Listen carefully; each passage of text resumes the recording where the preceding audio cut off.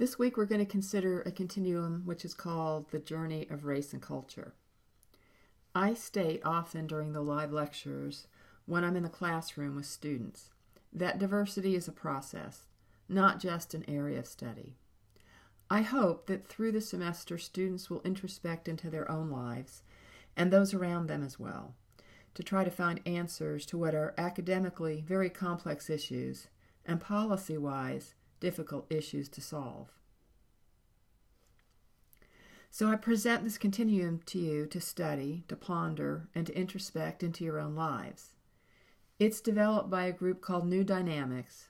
The authors are Pierce, Wagner, and Page, and they use their work in mainly the corporate environment to increase diversity. So let's take a look at their ideas about this model. Pierce, Wagner, and Page would state that as one moves along in their journey on this continuum, that we should be considering not only what is happening, but how it happens. You should look at the continuum and consider where you've been in the past, where you are today, and where you want to be. And the first thing that students are tempted to do is to look to the right side of the continuum, and they see the section that says diversity and community valued, and the students say, yep, that's me, I'm there. And my response to you is that if you read through the continuum, that you are more than likely, and I would say with 99% certainly more than likely, not doing the things actually listed on the wavy part of the banner, the top and the bottom sides, rather than the circle on the right. So let's start examining the actual behaviors on the wavy part of the banner and identify the things that you are actually doing. Be proud that you're on this journey and have a place to go. And this is the old adage, it's the journey, not the destination, which relates in a lot to the author's statement that you should look at how things are happening, not just what has happened. And so you all know I've had the privilege of teaching this course now since 1997. So it's been a long time that I've had to look at myself and reflect on my own journey. And I strive also to be on the right side of the continuum. But I know myself that I have work to do. The purpose of this segment is to increase your self-reflection and your own awareness of what and how things happen to improve diversity. So be honest with yourself, and let's start examining with an open mind, with the goal of moving forward on the continuum. If you claim you're within the circle on the right side of the continuum, you'll have missed the whole purpose of this exercise. And also don't fear having been or still being in the middle of the model or to the left of it. We grow as we become aware and develop the skills to confront this aspect of our social lives. In different environments and at different times, we're all in different places.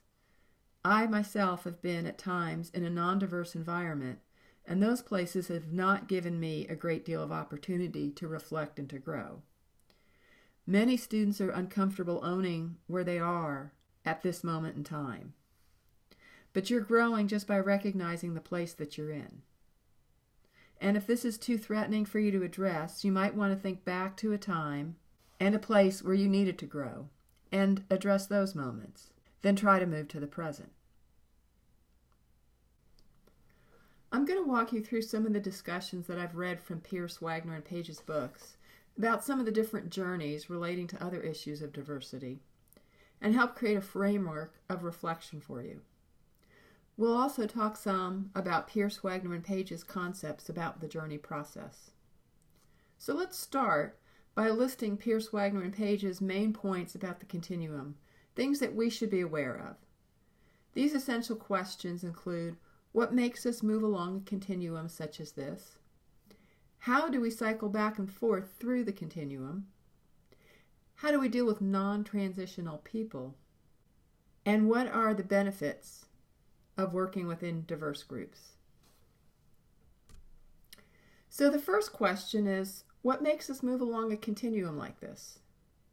Why not stay in the comfort zone, the area where the lines are wavy, rather than move into the circle where one has to start taking action to deal with institutionalization and cultures that promote racism? If we stay in the comfort zone, there's no provocation of angry reactions from others like a spouse, a boss, colleagues, or coworkers. But we move along the continuum for a variety of reasons. Others who we care about force us to look at ourselves differently, or a relationship didn't work, whether that be colleagues, coworkers, marriages, relationship partners. So we need to work through these differences. Sometimes at work, our teamwork and colleagueship are assumed by our supervisor and coworkers, and our job and our success at work then depends on it. Sometimes we cannot get what we want out of life without moving into the transition zone. It's too uncomfortable to stay in a place where we are, and we have a longing also to find a different way to be and to relate to others, which, by the way, some psychologists and social psychologists believe is a basic human need. Emotional and physical health can be adversely impacted by not doing the work to get us through the transition too. Because there's stress with being maintained in the dominant or subordinate positions, and no amount of medications or physical exercise or even frequent vacations, even if we could afford that, will allow us to resolve the stress and eliminate it. Sometimes spiritual growth demands an authentic and intentional life of equitable relationships and groups. And there are, of course, additional personal reasons that you might have, but according to Pierce, Wagner, and Page, these are some of the more common reasons why people commit to self-examination and movement on the continuum. So we cycle back and forth through the continuum. We don't move through this continuum in a step-by-step linear mode. We cycle back and forth depending on what kind of day we're having, our life circumstances, our awareness, and our emotional strength and fortitude. And as we examine and experience the continuum, we also acquire the skills to deal with people that need our help moving forward.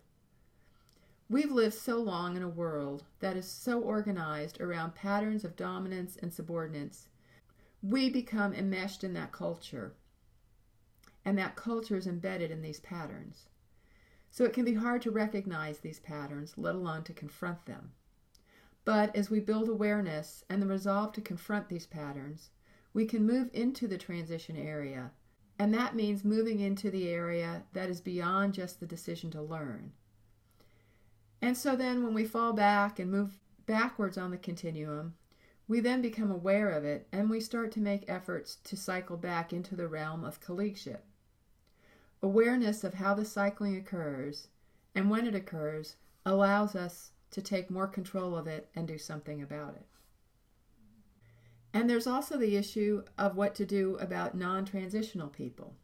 In a live class, this often becomes a central topic of discussion, how to confront people that appear resistant to moving forward on the continuum.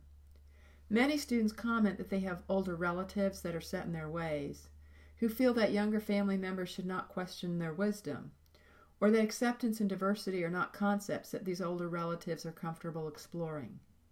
One student was so concerned that he wrote me a long letter, asking how he should deal with patrons in his restaurant who had no tolerance of those that were different than them. My suggestion is to approach people with a sense of care, and to have some wisdom in knowing just how much you can help them change and move towards the right side of the continuum. Coming from that place of caring and asking questions, rather than trying to make statements or prove that your position is right, can help others become more aware and hopefully open their eyes to new ways of thinking. I personally believe that I've succeeded if I have had a conversation that allows people at some point to move just a little bit to the right of the continuum. I know my job is not to change everyone, and that individual change regarding the journey is a personal one. It's a personal journey for each person. However, I try to use the opportunities that present themselves as points of facilitation. I think of myself often as the person who can grease the wheel, but it's not my job to push the wheelbarrow all the way up the trail. But as I pass by the wheelbarrow, I can lean on it a little bit and see if it moves a little bit in the right direction. Everyone has the power to interact with others in a manner that helps facilitate growth. So in equitable relationships, the process of how things happen is as important as what is done, what is talked about, and what is accomplished. Pierce, Wagner, and Page point out that in white culture, we assume a task will connect us and relationships will develop out of the work that we do together. This assumption probably comes from our rationality and causality way of thinking, and our work ethic. White culture is the only culture that typically works this way. Cultures of color put the relationship first. No task can be undertaken until a relationship is built first. Individuals and their diversity are acknowledged in this way. Caring and trust are built, and the task, when addressed, is often accomplished in significantly less time when this is done. To be inclusive of people of color means paying attention to relationships and valuing connections, both interpersonally and within a group. So this means that when starting tasks and projects with a new group of people, we facilitate the tasks by taking time to get to know each other and the resources each person brings to the table. In colleagueship, both partners share responsibility for taking care of the relationship. The power of equity of colleagueship demands a contextual view of seeing ourselves as part of a whole set, as well as the individualized view. And linear thinking, which predominates in Western white cultural thought patterns, gets in the way of perceiving process contextually.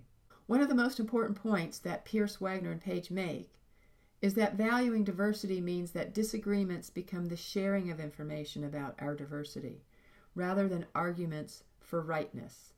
How we respond in a disagreement will have a strong bearing on creating an environment of sharing information rather than battling for righteousness. If we are genuinely inclusive, supportive, and caring towards those whom we disagree with, and do not demand that our observations are right, we'll be perceived as non-judgmental.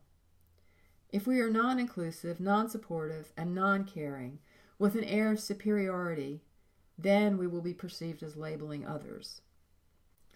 As I alluded to earlier, we're in different places at different times, and as Pierce, Wagner, and Page said, we cycle through different experiences. And not everyone identifies with each place on the continuum that Pierce, Wagner, and Page have created, but many people do. The journey may be different for some of us, but the most important thing to understand is that if we reflect on this journey, we'll be able to move ourselves and others into a more comfortable, a more productive, and a more functional place.